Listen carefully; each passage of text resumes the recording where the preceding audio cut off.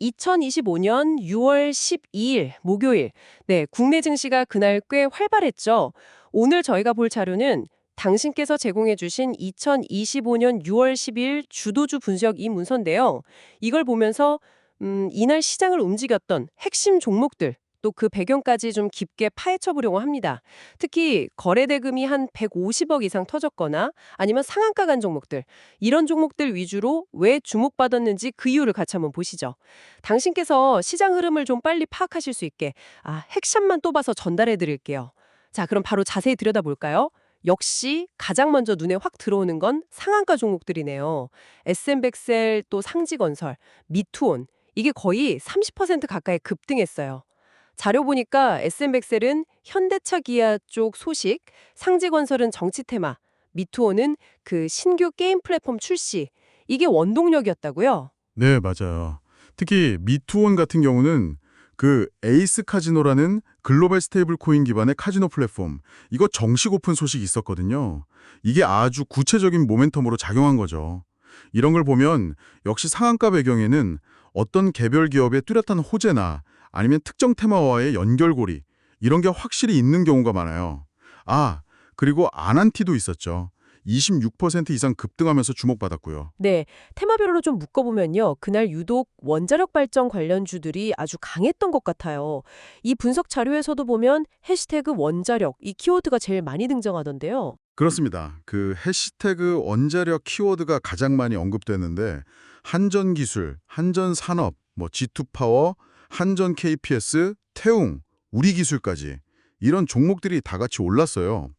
분석 내용을 보면 이건 아마 미국 원자력 업체들 강세 영향도 있고 또 체코 원전 수주 기대감 이런 것들이 좀 복합적으로 반영된 결과로 보고 있고요.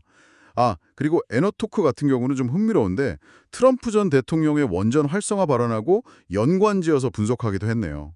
아, 그렇군요. 원자력만큼이나 또 시장에서 얘기가 많이 나왔던 게 남북 경협이나 정치 관련 테마인 것 같아요. 자료에 해시태그 대통령, 해시태그 이재명 이런 키워드가 딱 보이는데 아난티, 남광토건, 대아TI 같은 종목들 급등 배경으로 이재명 대통령의 그 대북 확성기 방송 중단 지시 이게 연결되네요. 네, 그렇죠.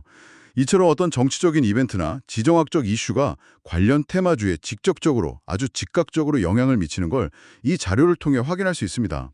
특히 아난티나 남광토건 같은 종목들은 뭐랄까 남북관계 변화 기대감에 되게 민감하게 반응하는 대표적인 종목들이잖아요. 아마 이번에도 그런 기대 심리가 크게 작용한 걸로 풀이가 되고요. 자료에서는 신원 같은 경우엔 또 트럼프 당선인의 과거 발언이랑 연결해서 남북 경협 기대감을 언급하기도 했더라고요. 그 외에도 보면 신성 델타테크는 해시태그 초전도체, 하나투자증권은 해시태그 가상화폐 이런 테마로 상승했다고 분류되어 있네요.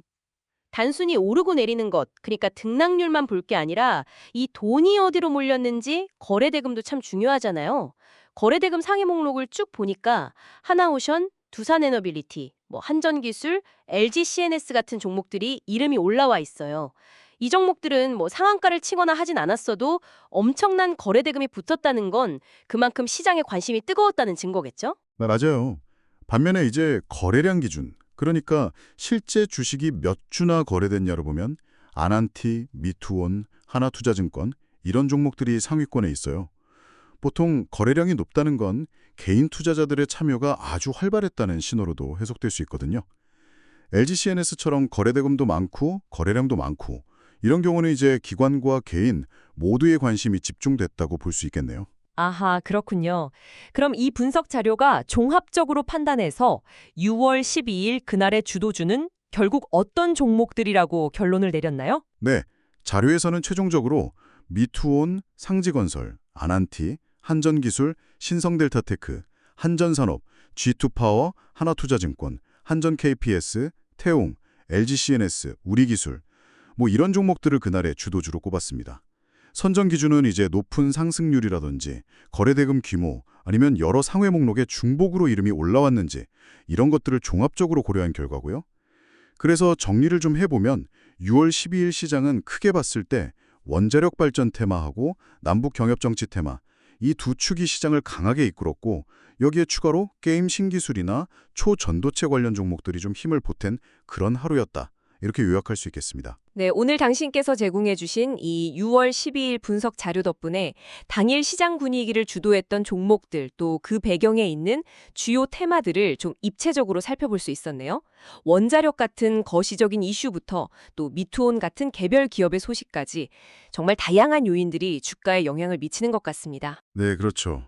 이게 딱 하루치 분석이긴 하지만 그래도 시장을 움직이는 동력들이 어떤 것들인지 그 단면을 좀 엿볼 수 있었던 것 같아요.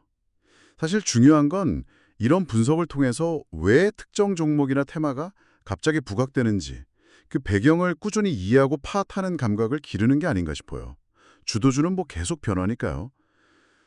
그러고 보니 오늘 분석 내용들을 보면 시장이라는 게 참 국제 뉴스, 국내 정치 상황, 또 기업의 어떤 혁신적인 움직임, 이런 정말 다양한 촉매에 반응하잖아요. 문득 이런 질문이 드는데 당신께서는 앞으로 이런 다양한 동력 중에서 어떤 유형의 동력이 우리 시장에 가장 좀 지속적인 영향을 미칠 거라고 생각하시나요? 한 번쯤 고민해 보시면 재밌을 것 같습니다. 정말 흥미로운 질문이네요. 오늘 저희가 나눈 대화는 당신께서 제공해 주신 6월 10일자 분석 자료에 기반한 정보라는 점 다시 한번 말씀드리고요. 그리고 모든 투자의 최종 판단과 책임은 결국 투자자 본인에게 있다는 점도 꼭 기억해 주시기 바랍니다. 시장 상황은 언제든 변동될 수 있으니까요. 늘 신중하게 접근하시는 게 중요합니다.